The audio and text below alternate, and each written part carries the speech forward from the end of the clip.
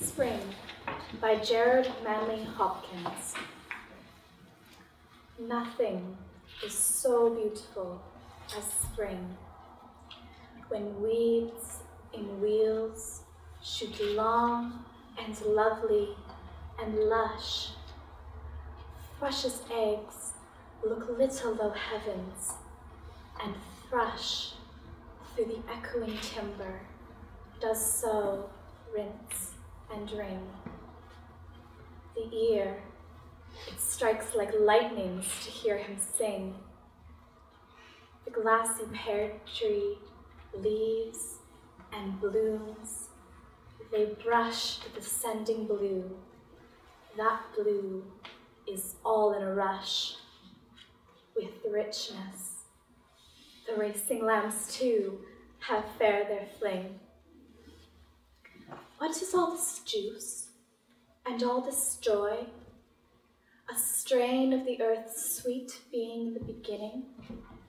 In Eden Garden, have, get, before it cloy, before it cloud, Christ, Lord, and sour with sinning. Innocent mind, and May Day in girl and boy, most, O maid's child, thy choice, and worthy the winning. The Fish by Marianne Moore. Wade through black jade of the crow blue mussel shells, one keeps adjusting the ash heaps, opening and shutting itself like an injured fan. The barnacles which encrust the side of the wave cannot hide. There, for the submerged shafts of the sun, split like spun glass, move themselves with spotlight swiftness into the crevices, in and out, illuminating the turquoise sea of bodies. The water drives a wedge of iron through the iron edge of the cliff, whereupon the stars, pink rice grains, ink-spattered jellyfish, crabs like green lilies and submarine toadstools, slide each on the other. All external marks of abuse are present on this defiant edifice. All the physical features of accident, lack, of cornice, dynamite grooves, burns, and hatchet strokes. These things stand out on it. The chasm side is dead. Repeated evidence has proved that it can live, although it cannot revive its youth. The sea grows old on it. Invictus by William Ernest Henley. Out of the night that covers me, black as the pit from pole to pole, I thank whatever gods may be for my unconquerable soul. In the fell clutch of circumstance, I have not winced nor cried aloud. Under the bludgeoning of chance, my head is bloody, but unbowed. Beyond this place of wrath and tears looms but the horror of the shade, and yet the menace of the years finds and shall find me unafraid. It matters not how strait the gate, how charged with punishments the scroll. I am the master of my fate. I am the captain of my soul. Self-Portrait by Robert Creeley. He wants to be a brutal old man, an aggressive old man, as dull, as brutal as the emptiness around him. He doesn't want compromise, nor to be ever nice to anyone, just mean and final in his brutal, his total rejection of it all.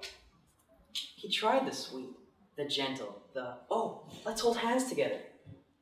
And it was awful, dull, brutally inconsequential. Now he'll stand on his own dwindling legs, His arms, his skin shrink daily, and he loves but hates equally. Lagoons, Hanlon's Point by Raymond Souster. Mornings, before the sun's liquid spilled, gradually, flooding the island's cool cellar. There was the boat, and the still lagoons, the sound of my oars, the only intrusion over cries of birds in the marshy shallows. Loud, crashing of the startled crane, rushing into air. And in one strange, dark, tree-hung entrance, I followed the sound of my heart all the way to the reed-blocked ending, with the pads of the lily, thick as green shining film, covering the water. And in another, where the sun filtered in, to probe the depths through a lattice of branches, I saw the skeletons of brown ships rotting, far below in their unmarked, unknown burial ground, wondering what strange fish, with what strange colors swam through these palaces. A small boy in a flat-bottomed punt and an old pair of oars, moving with wonder through the antechamber of a slowly waking world. I Wandered Lonely as a Cloud by William Wordsworth. I wandered, lonely as a cloud that floats on high or veils in hills, when all at once I saw a crowd, a host of golden daffodils, beside the lake, beneath the trees, fluttering and dancing in the breeze, continuous as the stars that shine and twinkle on the Milky Way. They stretched in never-ending line along the margin of a bay. 10,000 saw I at a glance, tossing their heads in sprightly dance. The waves beside them danced, but they outdid the sparkling waves in glee. Poet cannot but be gay in such a jocund company. I gazed and gazed, but little thought what wealth the show to me had brought. For oft, when on my couch I lie, in vacant or in pensive mood, they flash upon that inward eye, which is the bliss of solitude. And then my heart with pleasure fills and dances with the daffodils. Old Ironsides by Oliver Wendell Holmes. I tear her tattered ensign down, long has it waved on high, and many an eye has danced to see that banner in the sky. Beneath it rung the battle shout, and burst the cannon's roar. The meteor of the ocean air shall sweep the clouds no more. Her deck, once red with heroes' blood, where knelt the vanquished foe, when winds were hurrying o'er the flood, and waves were white below. No more shall feel the victor's tread, or know the conquered knee. The harpies of the shore shall pluck the eagle of the sea. Oh, better that her shattered hulk should sink beneath the wave. Her thunders shook the mighty deep, and there should be her grave. Nail to the mast her holy flag, set every threadbare sail, and give her to the god of storms, the lightning and the gale. A Dream Within a Dream by Edgar Allan Poe. Take this kiss upon the brow, and in parting from me now, thus much let me avow. You are not wrong who deem that my days have been a dream, yet if hope has flown away in a night or in a day, in a vision or a none, is it therefore the less gone? All that we see or seem is but a dream within a dream. I stand amid the roar of a surf-tormented shore, and I hold within my hand grains of the golden sand. How few, how yet they creep through my fingers to the deep, while I weep, while I weep. O God, can I not clasp one with a tighter grasp? O God, can I not save one from the pitiless wave? Is all that we see or seem but a dream within a dream? Sonnet 18. Shall I compare thee to a summer's day? By William Shakespeare. Shall I compare thee to a summer's day? Thou art more lovely and more temperate. Rough winds do shake the darling buds of May, and summer's lease hath all too short a date.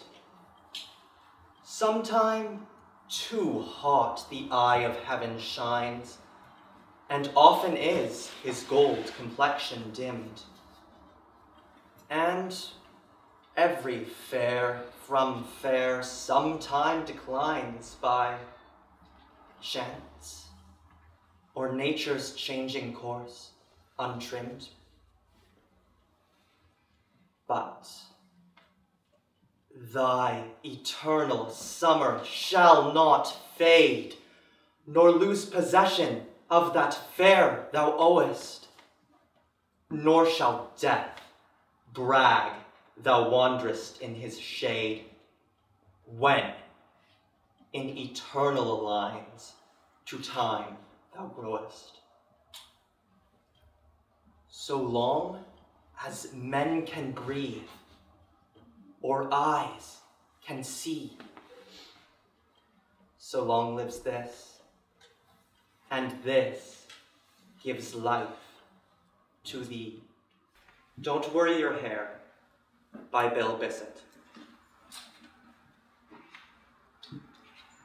Don't worry your eyes. Don't worry your brain, man. The snow is coming. The bright birds flying higher. The sun is already all over you. All the words, all the money, all the unnecessary changes. A tree grows inside you. Let it and the bird, red with blue circles, a white arrow on its side, sings within your breast, near your spine. Let its wings spread, your arms. Each day, probably somehow, you'll get to the water. Row out to some peace, a land away from the bad business, the American takeover, toward into the earth you come from. Have none of the bargain with the tanks, the warheads. Each day, the pebble is more stone. I am dreaming now of the place that will soon have me, find me. Moving into the dark, it is like going into a soft jewel. And being there, what at first you could see nothing, totally dark. Only the feel of your feet on the ground guides you.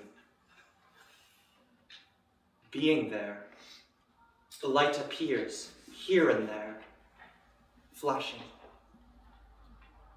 Your head, especially around the back, breathes, unfolds, opens like a flower all around you to the light. Journey of the Magi by T.S. Eliot. A cold coming we had of it, just the worst time of the year for a journey, and such a long journey, the ways deep and the weather sharp, the very dead of winter, and the camels galled, sore-footed, refractory, lying down in the melting snow. There were times we regretted the summer palaces on slopes, the terraces, and the silken girls bringing sherbet. Then, the camel men cursing and grumbling and running away and wanting their liquor and women. And the night fires going out, and the lack of shelters, and the cities hostile, and the towns unfriendly, and the villages dirty, and charging high prices. A hard time we had of it. At the end, we preferred to travel all night, sleeping in snatches, with the voices singing in our ears, saying that this was all folly. Then, at dawn, we came down to a temperate valley, wet below the snow line, smelling of vegetation, with a running stream and a watermill beating the darkness, and 3 trees on the low sky. And an old white horse galloped away in the meadow. Then we came to a tavern with vine leaves over the lintel, 6 hands at an open door, dicing for pieces of silver, and feet kicking the empty wineskins. But there was no information, and so we continued, and arrived at evening, not a moment too soon finding the place. It was, you may say, satisfactory. All this was a long time ago, I remember, and I would do it again, but set down this. Were we led all that way for birth or death? There was a birth, certainly. We had evidence and no doubt. I had seen birth and death, but had thought they were different.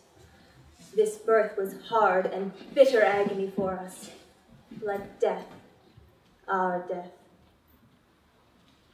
We returned to our places, these kingdoms, but no longer at ease here in the old dispensation, with an alien people clutching their gods. I should be glad of another death. Beat, Beat Drums by Walt Whitman. Beat, beat drums, blow, bugles blow, through the windows, through doors, burst like a ruthless force into the solemn church and scatter the congregation, into the school where the scholar is studying. Leave not the bridegroom quiet, no happiness must he have now with his bride, nor the peaceful farmer any peace, plowing his fields or gathering his grain. So fierce you were and pound, O drums, so shrill you bugles blow. Beat, beat drums, blow, bugles blow, over the traffic of cities, over the rumble of wheels in the streets. Are beds prepared for sleepers at night in the houses? No sleepers must sleep in those beds. No bargainers' bargains by day, no brokers or speculators. Would they continue? Would the talkers be talking? Would the singers attempt to sing? Would the lawyer rise in the court to state his case before the judge? Then rattle quicker, heavier drums, you bugles wilder blow. Beat, beat drums, blow, bugles blow. Make no parley, stop for no expostulation. Mind not the timid, mind not the weeper or the prayer, mind not the old man beseeching the young man. Let not the child's voice be heard, nor the mother's entreaties. Lay even the trestles to shake the dead where they lie awaiting the hearses. So strong you thump, O terrible drums, so loud you bugles blow. Plenty by Kevin Connolly. The sky, lit up like a question or an applause meter, is beautiful like everything else today. The leaves in the gutters, the salt stains on shoes, the girl at the IGA who looks just like Julie Delpy, but you don't tell her. She's too young to get the reference, and coming from you, it'd just seem creepy. So much beauty today, you just can't find room for it. Closets already filled with beautiful trees and smells and glances and clever turns of phrase. Behind the sky, there's a storm on the way, which, with your luck, will be a beautiful storm. Dark clouds, beautiful, as they arguably are. Rain, beautiful, as it always is. Even lightning can be beautiful in a scary kind of way. There's a word for that, but let's forget it for the moment. And maybe the sun will hang in long enough to light up a few raindrops like jewels or glass, or those bright beads that girls put between the letters on the bracelets that spell out their beautiful names. Sky, or Miranda, or Veranda, which isn't even a name, although it is a word we use to call things what they are, and would be a pleasant place to sit and watch the beautiful sky, the beautiful storm, the people with their beautiful names walking towards the lake in lovely clothing, saying unpleasant things over the phone about the people they work with. All of it just adding to the motherlode. The surfeit of beauty, which on this day, it's just a fancy way of saying lots. Too much. Skid loads. Plenty. On Monsieur's departure by Queen Elizabeth I. I grieve, and dare not show my discontent. I love, and yet am forced to seem to hate. I do, dare not say I ever meant. I seem stark mute, but inside do prate. I am not. I freeze and yet am burned, since from myself another self I turned.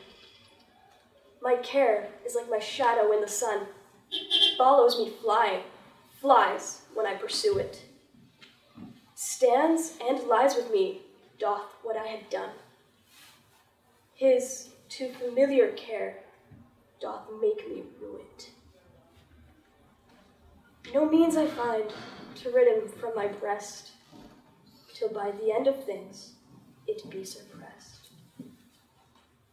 Some gentler passion slide into my mind, for I am soft and made of melting snow. Or be more cruel, love, and so be kind. Let me live with some more sweet content, or die, and so forget what love e'er meant. Invictus by William Ernest Henley.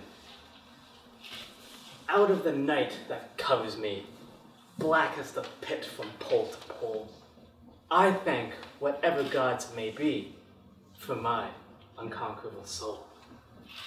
In the fell clutch of circumstance, I have not winced nor cried aloud.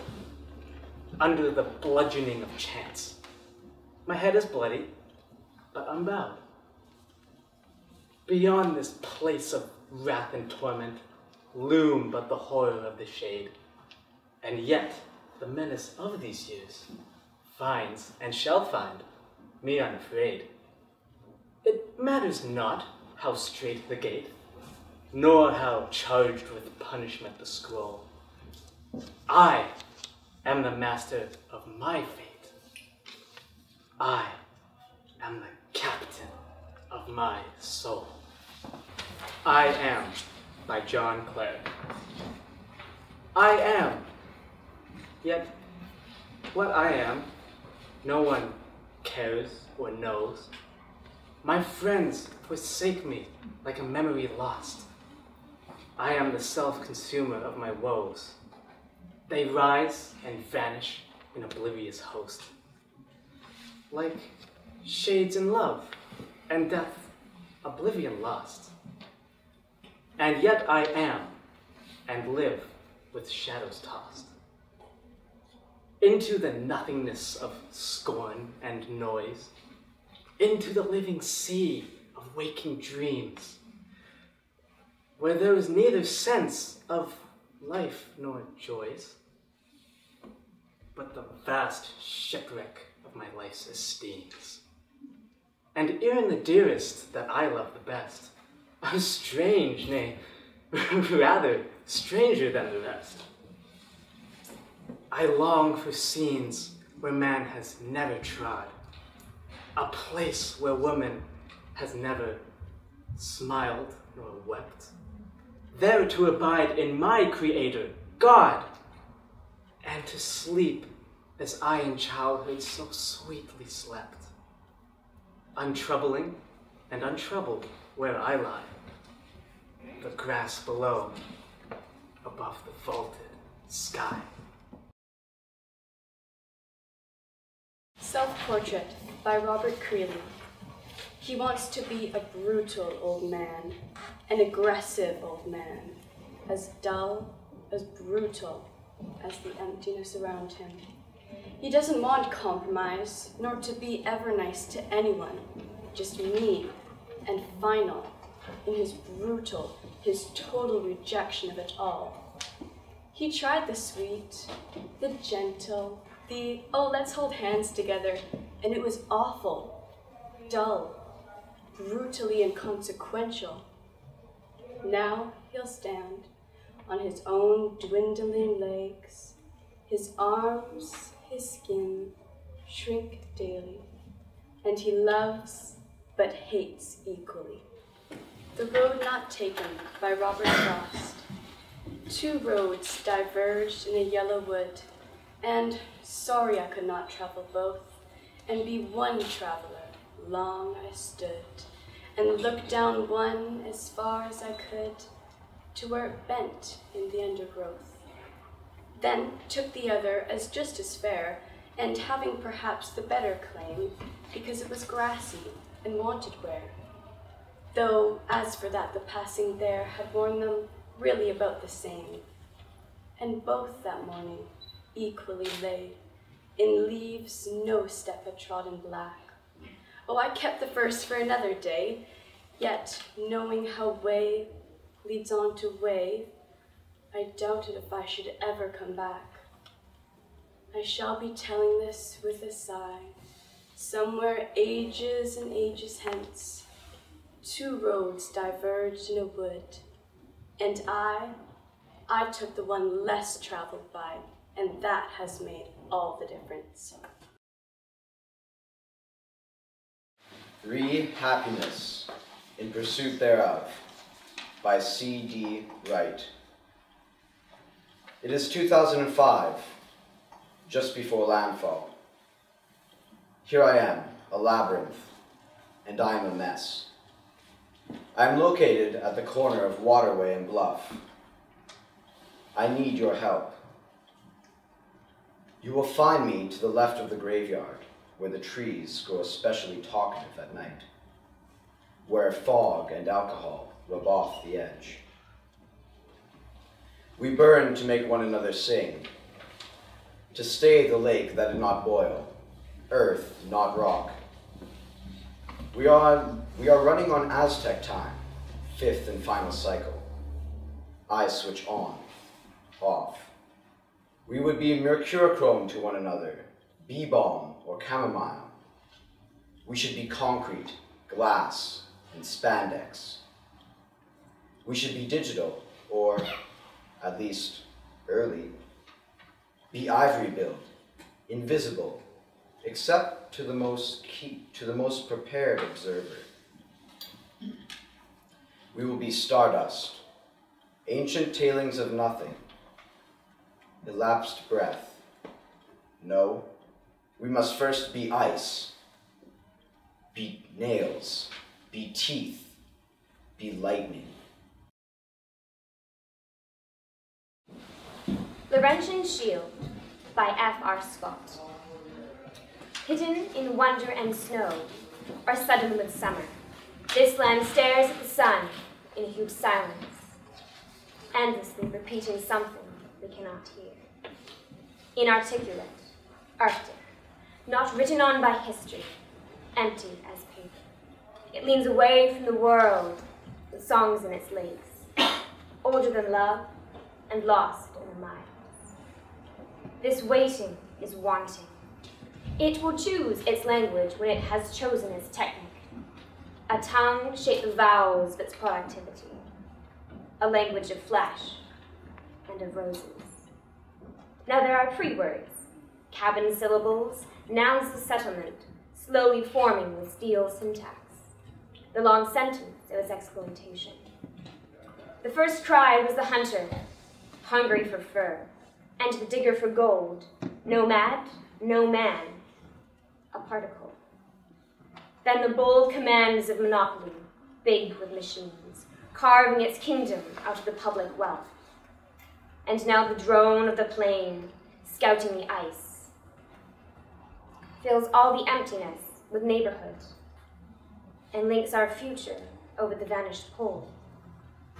But a deeper note is sounding, heard in the mines, the scattered camps and the mills, a language of life. And what will be written in the full culture of occupation will come, presently, tomorrow, from millions whose hands can turn this rock into children. The nymphs reply to the shepherd by Sir Walter Raleigh. If all the world and love were young, and truth in every shepherd's tongue, these pretty pleasures might me move to live with thee and be thy love. Time drives the flocks from field to fold, when rivers rage and rocks grow cold. And Philomel becometh dumb, the rest complains of cares to come. The flowers do fade, and wanton fields to wayward winter reckoning yields.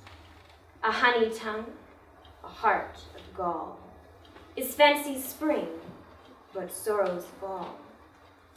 Thy gowns, thy shoes, thy beds of roses, thy cap, thy kirtle, and thy posies, soon break, soon wither, soon forgotten, in folly ripe, in reason rotten.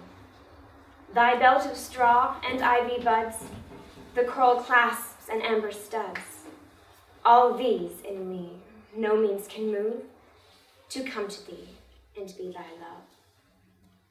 But could youth last, and love still breed, had joys no date, nor age no need, then these delights my mind might move to live with thee and be thy love.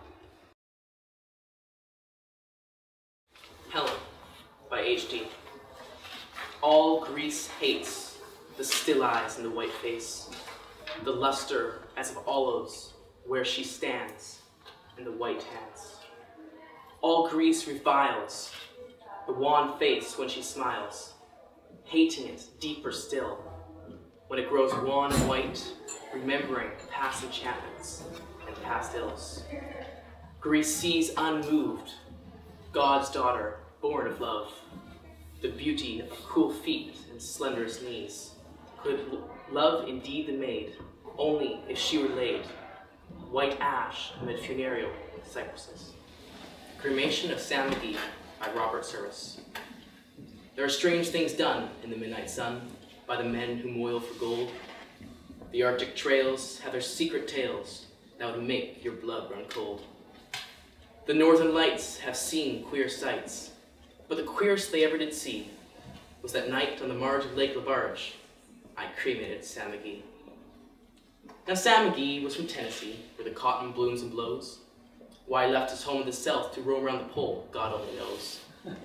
He was always cold, but the land of gold seemed to hold him like a spell, though he'd often say in his homely way that he'd sooner live in hell. On a Christmas day, we were mushing away over the Dawson Trail. Talk of your cold, through the Parksfold it stabbed like a driven nail. If our eyes we'd close, then the lashes froze till sometimes we couldn't see. Wasn't much fun, but the only one to whimper was Sam McGee. And that very night, as we lay packed tight in our robes beneath the snow, and the dogs were fed and stars were ahead, we're dancing heel and toe. He turned to me and caps his feet. I'll cash this trip, I guess. And if I do, I'm asking that you won't refuse my last request. Well, he seemed so low that I couldn't say no. Then he says with a sort of moan, it's the cursed cold, and it's got right hold till I'm chilled, clean through to the bone. Yet tain't being dead, it's my awful dread of the icy grave that pains. So I want you to swear that, foul or fair, you'll cremate my last remains. A pal's last need is the thing to heed, so I swore I would not fail. And we started on at the streak of dawn, but God, he looked ghastly pale. He crouched on the sleigh and he raved all day of his home in Tennessee. And before nightfall, a corpse is all that was left of Sam McGee. There wasn't a breath in the land of death, and I hurried, horror-driven, with a corpse half hid that I couldn't get rid because of a promise given. It was lashed to the sleigh, and it seemed to say, You may tax your brawn and brains, but you promised true, and it's up to you to cremate those last remains. Now the promise made is a debt unpaid, and it trails its own stern code. In the days to come, though my lips were dumb, in my heart how I cursed that load. In the long, long night, by the lone firelight, while the huskies round in a ring, howled out the rose to the homeless snows. Oh God, how I loathed the thing. Till I came to the marge of Lake Labarge, and a derelict there lay. It was jammed in the ice, but I saw on a trice it was called the Alice May. And I looked at it, and I thought a bit, and I looked at my frozen chum. Then here, said I with a sudden cry, it's my crematorium. Some planks I tore from the cabin floor, and I lit the boiler fire. Some coal I found that was lying around, and I heaped the fuel higher. The flames just soared, and the furnace roared, such a blaze you seldom see. And I burrowed a hole in the glowing coal, and I stuffed in Sam McGee. Then I made a hype, for I didn't like to hear him sizzle so. And the heavens scowled, and the huskies howled, and the wind began to blow. It was icy cold, but the hot sweat rolled down my cheeks, and I don't know why. And the greasy smoke in an inky cloak went streaking down the sky. I do not know how long the snow I wrestled with grisly fear, but the stars came out, and they danced about ere again I ventured near. I was sick with dread, but I bravely said, I'll just take a peep inside. I guess he's cooked, and it's time I looked. Then the door I opened wide. And there sat Sam, looking cool and calm, in the heart of the furnace roar. And he wore a smile, and you could see him smile. He said, please close that door. It's fine in here, but I greatly fear you'll let in the cold and storm. Since I left Plum Tree down in Tennessee, it's the first time I've been warm. There are strange things done in the midnight sun by the men who moil for gold. The Arctic trails have their secret tales that would make your blood run cold. The northern lights have seen queer sights, but the queerest they ever did see was that night on the marge of Lake Labarge, I cremated Sam McGee.